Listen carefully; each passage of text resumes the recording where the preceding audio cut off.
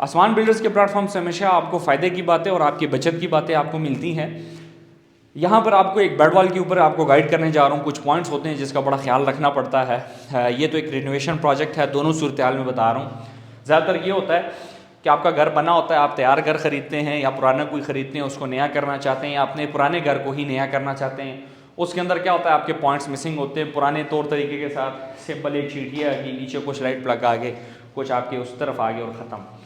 Extra lighting नहीं होती। हमेशा बताता हूँ कि अगर आपको घर की खूबसूरती चाहिए, यह मैं आपको साथ गारंटीड कमिटमेंट कर सकता हूँ, आप अपने घर में लग्जरी से लग्जरी दीवारों के ऊपर डिज़ाइनिंग करें, फ्लोरिंग्स पर करें, सीलिंग्स पर करें, लेकिन जब तक आपकी लाइटिंग की प्लानिंग ठीक नहीं होगी, जब तक आपकी लाइटिंग की इंटीरियर डिज़ाइनिंग नहीं होगी, तब तक उस प्रोजेक्ट की शक्ल नहीं निकलने वाली, तब तक आपको उसका मज़ा नहीं आने वाला। क्योंकि आप जहाँ पर भी जाएं, किसी भी बड़े प्रोजेक्ट को देखें, किसी भी खूबसूरत घर की वीडियो भी आप देखें, तो उसमें आपने एक बात ज़रूर नोट करनी है आज के बाद, उसमें आपने लाइटिंग थोड़ी चेक करनी है कि वो लाइटिंग होती कैसे है। डिज़ाइनर घर में, डिज़ाइनर का मतलब ये नहीं होता कि आपकी विंडोज़ अच्छी हो, आपका स्ट्रक्चर अच्छा हो, आपकी क्वालिटी ऑफ कंस्ट्रक्शन अच्छी हो, नहीं, सिर्फ यही नहीं है।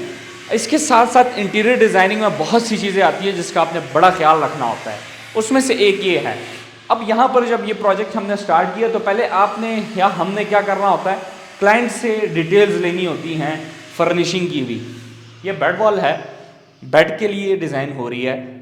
यहाँ पर हमारे पास एक कंडीशन ये पैदा हुई कि बाकी बेडरूम्स के अंदर हमारे जो बेड उन्होंने रखने हैं वो 6 फुट के होंगे, जो कि हम ही बना के देंगे, फर्निशिंग भी हम करते हैं। लेकिन इस रूम के अंदर जो मास्टर बेड ऊपर का तकरीबन ये आ जाता है, इसमें 8 फीट का जो बैक, एक बेड हमारे पास 6 फीट्स का आता है, एक हमारे पास आता है 8 फीट्स का, एक आता है 10 फीट्स का। तो 8 बेड आपका 6 फीट ही रहता है, लेकिन उसकी जो बैक होती है वो थोड़ी सी निकली होती है। यहाँ पर जो वो बेड रखना चाहेंगे वो है 8 फीट्स का, 8 फुट का। आपने पहले क्या करना होता है, उस दीवार का सेंटर निकालना है। हमने दीवार का ये सेंटर निकाला है, फिर हमने बेड निकाला 4 फुट इस तरफ, ये निशान आ गया, और 4 फुट इस तरफ।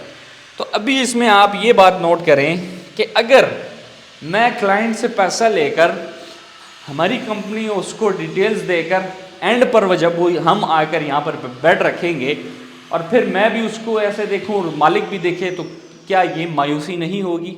बहुत बड़ी मायूसी होगी कि जी लैक ऑफ प्लानिंग है।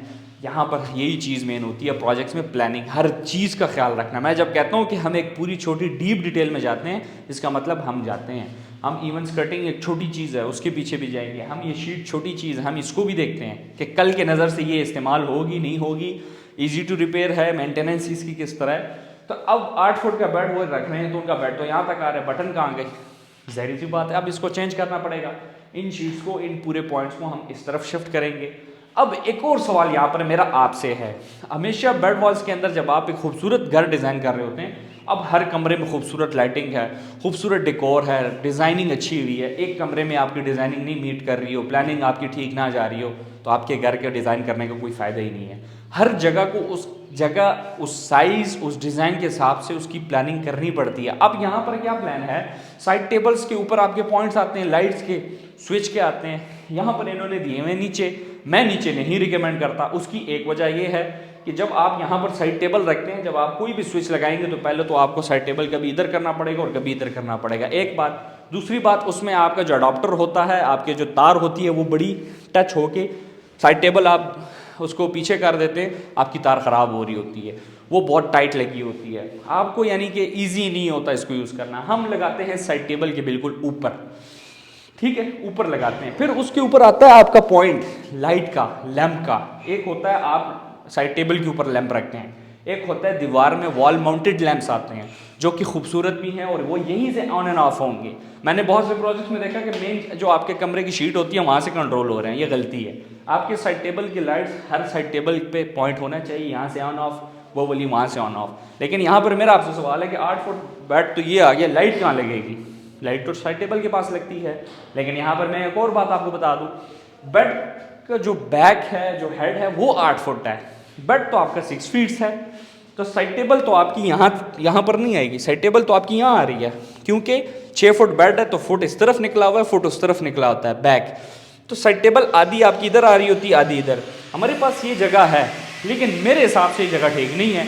यहाँ पर फिर आती है वही बात कि आपका एक्सपीरियंस इसको कैसे प्लान करता है। हमारी प्लानिंग ये है कि यहाँ पर हैंगिंग लाइट्स होंगी, सीलिंग के अंदर जो हैंगिंग लैंप्स आते हैं, स्पॉट लाइट्स जो आती हैं यहाँ तक वो लटकी होती हैं, सीधी ड्रॉप डाउन लाइट उसकी जा रही होती है साइड टेबल के ऊपर, ऑन एंड ऑफ यहाँ से नीचे से होगा। सेम बेड यहाँ पर आ रहा है, साइड टेबल यहाँ पर है, हम सीलिंग से ऊपर यहाँ पे लाइट उतार देंगे। आपका बेड को चेंज करने का मसला भी हल, आपके कमरे की खूबसूरती का डिज़ाइन भी पूरा। यहाँ पर हमने मोल्डिंग करनी थी, मोल्डिंग का कंसेप्ट भी हो गया। ये वो छोटी चीज़ें होती हैं जो कि आपने at the start of the project ये चीज़ें सोचनी पड़ती हैं कि करना क्या है, किस हिसाब से करना है। ये छोटी चीज़ें होती हैं। वीडियो लंबी हो रही है, इस तरह की हर चीज़ पे मैं आपको गाइड करता रहूँगा। अब मैं आपसे एक सवाल करता हूँ, इस घर में सारी शीटें लगी हुई हैं ये वाली त्रिशू वाली, क्या इसके लिए आप हर कमरे के लिए, हर पूरे घर के लिए सॉकेट्स लेकर आएंगे?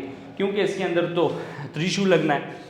हर तार तो आजकल इस तरह नहीं आती, आपको सिंपल से सिंपल जाना पड़ता है ताकि हर चीज़ ईजी टू यूज़ हो, हर चीज़ ईजी टू रिपेयर हो, हर चीज़ ईजी हो। मेंटेनेंस के अंदर भी हर चीज़ के ऊपर प्लानिंग होती है, छोटी सी छोटी चीज़, ये तो फिर बहुत बड़ी चीज़ें हैं जिसका बड़ा ख्याल रखना पड़ता है। पर्दों का ख्याल, फर्निशिंग का ख्याल हम अभी से रखते हैं, फिनिशिंग स्टार्ट करने से पहले फर्निशिंग का ख्याल।